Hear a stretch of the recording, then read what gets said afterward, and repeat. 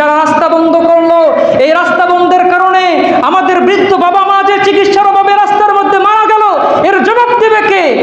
প্রতিবাদের নামে, দাবি আদায়ের নামে রাস্তা বন্ধ করে আজকে মানুষকে কষ্ট দেওয়া হয়, মানুষের প্রতি জুলুম করা হয়। সম্মানিত উপস্থিতি, রাস্তা বন্ধের মাধ্যমে কোনো মুসলিম ভাইকে কষ্ট দেওয়া যাবে না। কোনো মুসলিম ভাইয়ের রাস্তা বন্ধ করে তাদেরকে কষ্ট দেওয়া উচিত নয়। প্রতিবেশীর সাথে দ্বন্দ্ব লেগে তার রাস্তা বন্ধ করে দেওয়া, অথবা নেতা নেত্রী বা অভিজাত কোনো লোকের আগমনে রাস্তা বন্ধ রাখা, অথবা কোনো দাবি আদায়ের নামে রাস্তা বন্ধ করে দেওয়া কোনোভাবেই উচিত নয়। অথচ আমরা আজকে দেখতেছি বর্তমানে প্রতিবাদের নামে, দাবি আদায়ের লক্ষ্যে রাস্তা বন্ধ করে দেওয়ার জন্য একমাত্র করণীয় হয়ে দাঁড়িয়েছে।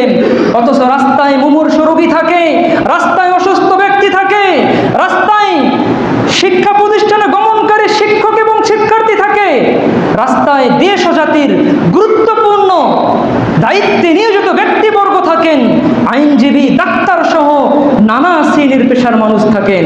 এই সমস্ত ব্যক্তিরা রাস্তা বন্ধের শিকার হয়, যার ফলস্বরূপ আমরা দেখতে পেয়েছি রাস্তা বন্ধের কারণে অ্যাম্বুলেন্সে থাকা একজন মুমূর্ষু ব্যক্তি সঠিক সময়ে মেডিকেলে না পৌঁছার কারণে অ্যাম্বুলেন্সে তার মৃত্যু হয়েছে। রাস্তা বন্ধের কারণে অ্যাম্বুলেন্সে থাকা একজন গর্ভবতী মা বোন সঠিক সময়ে হাসপাতালে না পৌঁছার কারণেই তার সন্তান অ্যাম্বুলেন্সের মধ্যেই, তার পেটের মধ্যেই মৃত্যুবরণ করেছে।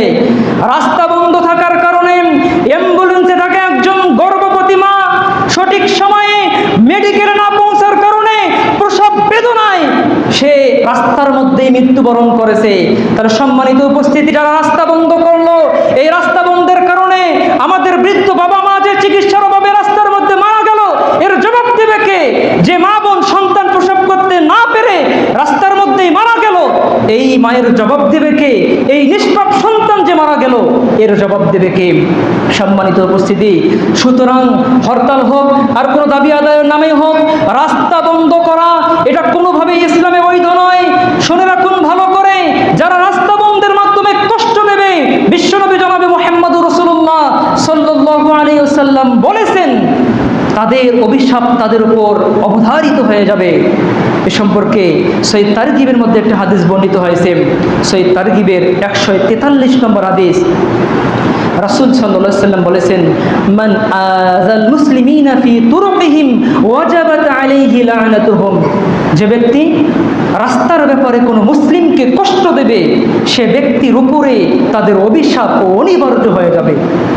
তাহলে অত্র বিবরণ থেকে কি বুঝতে পারলেন?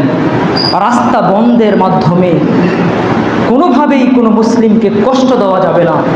যদি আপনি কষ্ট দেন, তাহলে কিয়ামতের দিন আপনার যেমন শাস্তি হবে, তেমনি যাদের আপনি অসুবিধা করলেন ওই সমস্ত ব্যক্তির অভিশাপ আপনার উপর বর্ষিত হবে। সুতরাং রাস্তা বন্ধের মাধ্যমে আমাদের কষ্ট দেওয়া যাবে না। সম্মানিত উপস্থিতি, সময় কিন্তু খুবই সংক্ষিপ্ত।